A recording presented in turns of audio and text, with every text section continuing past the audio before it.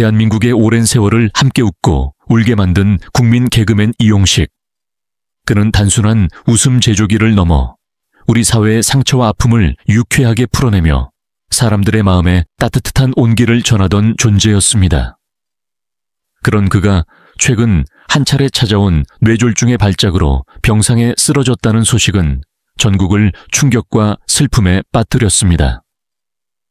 더욱 가슴 아픈 사실은 이 슬픈 소식을 세상에 처음 전한 이가 다름 아닌 그의 아내였다는 점입니다.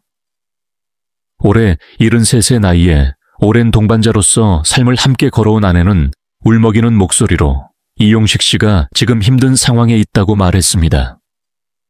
그 말 한마디에는 수십 년을 함께한 시간의 무게와 깊은 애정, 그리고 말로 다 표현할 수 없는 절절한 고통이 담겨 있었습니다.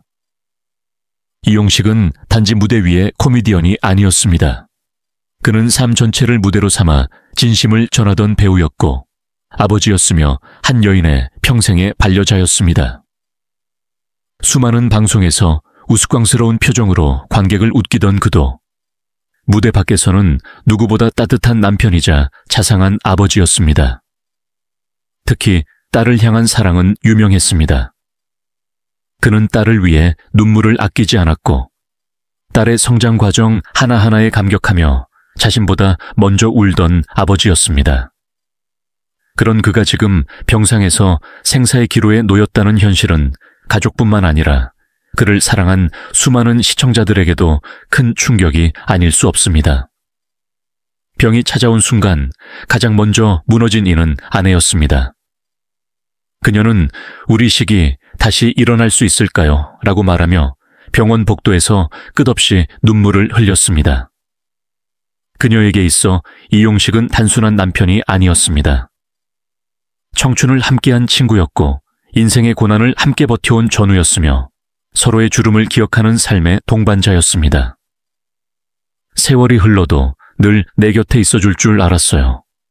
웃기만 하던 그 사람, 왜 이렇게 조용히 누워있는 걸까요? 라고 읊조리던 그녀의 목소리는 가히 모든 이의 가슴을 먹먹하게 만들었습니다. 그들의 딸 역시 아버지의 병세를 받아들이기 힘들어했습니다.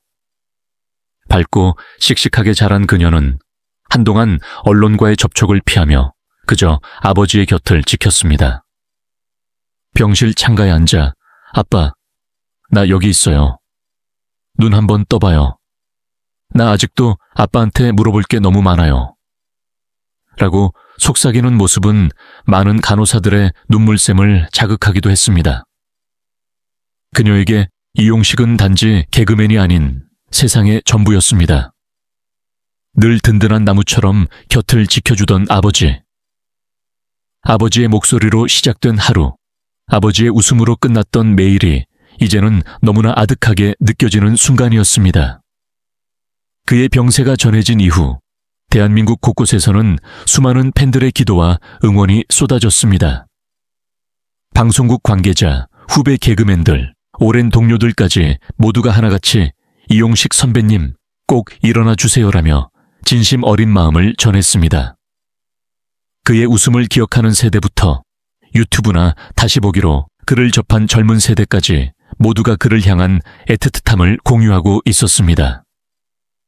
삶이란 때로는 너무도 잔인하게 소중한 존재를 흔듭니다. 하지만 이용식은 단 한 번도 자신의 고통을 무대에 올리지 않았던 사람이었습니다. 항상 웃음만을 전해주던 그였기에 우리는 그의 아픔 앞에서 더욱더 가슴이 아픕니다. 그는 우리에게 진정한 예술이란 무거운 현실 속에서도 사람들을 위로하고 치유하는 힘이라는 것을 몸소 보여준 인물이었습니다. 오늘 그의 병상 앞에서 많은 이들이 조용히 두 손을 모읍니다. 그리고 이렇게 속삭입니다. 이용식 씨, 아직 당신이 들려줄 웃음이, 보여줄 삶이, 그리고 딸과 나눌 대화가 남아있어요. 부디 이겨내주세요. 다시 한번 그 따뜻한 눈웃음 보여주세요. 그는 지금 말없이 누워있지만 그의 존재는 여전히 많은 사람들의 마음속에서 살아 숨쉬고 있습니다. 그리고 우리 모두는 그가 다시 한번 희망이라는 무대를 향해 천천히 걸어 나오길 진심으로 기도합니다. 당신은 늘 그랬듯 우리에게 웃음과 감동을 동시에 주는 사람이니까요. 그가 병상에 누워있는 지금 사람들은 그저 개그맨 이용식만을 떠올릴지 모릅니다. 하지만 그의 삶은 세상이 알지 못했던 깊은 슬픔과 고독 속에서 차곡차곡 쌓여온 무게의 여정이었습니다. 웃음 뒤에 감춰졌던 그의 인생은 어린 시절부터 평탄하지 않았습니다. 그가 태어난 곳은 인천이나 서울이 아닌 서해 먼 바다에 떠있는 작은 섬 대청도였습니다. 그의 아버지는 황해도 은율군 출신의 북파 공작원이었고 전쟁통에 피난민으로 섬에 정착하며 가족을 이뤘습니다. 그런 험난한 시대 속에서 태어난 막내 아들 이용식. 그가 처음 숨을 쉰 곳은 전쟁의 불안이 채 가시지 않은 바다 위의 땅이었고 그의 유년은 백령도에서 시작됐습니다. 백령도의 겨울은 바람이 매섭고 어른들의 표정은 늘 굳어 있었습니다. 왜 우리는 이곳에 있어야 해요? 라는 어린 이용식의 질문에 어른들은 말없이 바다만 바라보곤 했습니다. 북한과 가까운 최전방 섬, 언제 어떤 일이 벌어질지 모르는 환경. 그러한 공간 속에서도 어린 이용식은 남몰래 사람들을 웃기며 살았습니다. 비록 초등학교 운동회에서 넘어져도 내가 제일 멋지게 넘어진 거 보셨죠? 라며 친구들을 웃게 만들었던 소년. 사실 그 웃음은 외로움과 두려움을 감추는 보호색이었습니다. 고등학교 시절 그는 동양공업고등전문학교의 어전자과를 전공했습니다. 당시만 해도 개그는 직업이 아니라 오해의 대상이었고 예능은 가난한 사람이나 하는 것이라는 편견도 많았습니다. 그러나 그는 자신의 길을 믿었습니다. 1975년 MB 개그 콘테스트에 출전하면서 그의 인생은 새로운 국면을 맞습니다.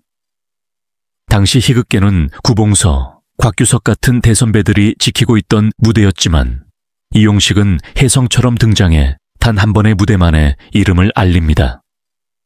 마치 오랜 시간 자신을 가둬온 섬의 테두리를 깨고 나온 듯 그의 웃음은 사람들의 마음을 파고들었습니다. 그가 유명해지던 시기 군 입대를 하게 되었고 논산훈련소에 입소한 그의 모습은 대한뉴스에서까지 보도될 만큼 화제를 모았습니다. 당시 그가 먹는 장면 하나하나가 뉴스가 될 정도로 그의 존재는 대중에게 친근함과 호기심을 동시에 불러일으켰습니다. 이후 논산 제2훈련소에 자대로 남은 그는 KBS의 군 위문 프로그램에서도 다시금 패널로 등장하게 됩니다. 웃음을 포기하지 않고 군 생활조차 유쾌하게 만들어가던 그의 모습은 많은 후배 군인들에게 큰 위로가 되었습니다. 전역 후 그는 본격적으로 방송 활동을 시작했고 일요일 밤의 대행진, 일밤, 청춘만만세 등 MBC 간판 코미디 프로그램의 중심 인물로 활약합니다. 주로 딴지 거는 감초 역할이 많았지만 그의 캐릭터는 단순한 병풍이 아닌 주연과 대등한 존재감을 가진 독보적 인물이었습니다.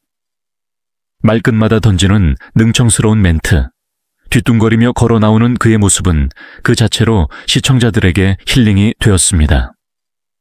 무엇보다도 그를 대중의 기억에 확실히 새긴 캐릭터는 AMB 어린이 프로그램의 뽀시기 아저씨였습니다. 어설프지만 따뜻하고 엉뚱하지만 진심이 느껴지던 뽀시기 아저씨는 어린이들에게 친구 같은 존재였습니다. 그 캐릭터는 그의 인생의 두 번째 전성기를 이끌었고 하차 후 20여 년이 지나도 여전히 많은 이들이 그를 뽀시기라고 부릅니다. 하지만 화려한 무대 뒤에는 어둠이 있었고 그 누구보다 열심히 웃음을 전하던 그는 건강이라는 거대한 벽 앞에 무릎을 꿇어야 했습니다. 망막혈 관폐쇄증으로 인해 한쪽 눈의 시력을 잃었고 그 사실을 공개하는 날 그는 많은 눈물을 흘렸습니다. 사람들은 그저 괜찮다고 했지만 그는 말없이 병원 복도에 앉아 오래도록 고개를 숙였습니다. 같은 증상으로 고통받던 김병조와 30년 만에 재회한 날, 두 사람은 말없이 눈물을 흘렸습니다. 우리 둘 다 한쪽 눈밖에 안 보이네. 그래도 이렇게 다시 만난 게 다행이야 라는 김병조의 말에 이용식은 떨리는 목소리로 형, 너무 많이 야위셨어요 라고 답했습니다. 그 순간 그들은 개그맨이 아닌 인생의 동반자로서 서로의 아픔을 껴안았습니다. 그리고 지금 그는 다시 병상에 누워 생의 또 다른 고비를 마주하고 있습니다. 뇌졸중으로 인해 몸을 움직일 수 없게 된 그는 예전처럼 야, 이 사람들아 하며 유쾌하게 농담할 수 없습니다. 그러나 그의 마음은 여전히 살아있습니다. 침대 옆 의자에 앉아있는 아내, 손을 잡고 눈을 맞추는 딸. 그들의 사랑은 이용식을 지탱하는 마지막 희망입니다. 우리는 그를 통해 알게 됩니다. 진정한 웃음이란 단순한 희극의 결과가 아니라 삶의 고통과 마주하면서도 포기하지 않는 의지에서 비롯된다는 사실을. 그리고 진정한 스타는 무대 위가 아닌 병상에서도 사람들에게 감동을 주는 사람이라는 것을. 이용식 선생님, 당신은 늘 그러셨듯 이 고비도 유쾌하게 넘기실 거라 믿습니다. 그리고 그날이 오면 다시 한번 뽀시기 아저씨의 웃음소리를 들을 수 있기를 온 국민이 두 손 모아 기도합니다. 이용식이라는 이름을 들으면 많은 사람들의 얼굴에 자연스레 미소가 번집니다. 그는 오랜 세월 동안 우리 곁에서 웃음을 선물해준 국민 코미디언이자 따뜻한 마음을 가진 사람입니다. 백령돼서 힘겹게 보낸 유년 시절과 북파 공작원이었던 아버지의 피난 속 삶, 그리고 자신의 건강 문제까지. 그의 인생은 결코 순탄치 않았습니다. 그러나 그 모든 아픔을 감추고 그는 언제나 우리에게 웃음을 주었습니다.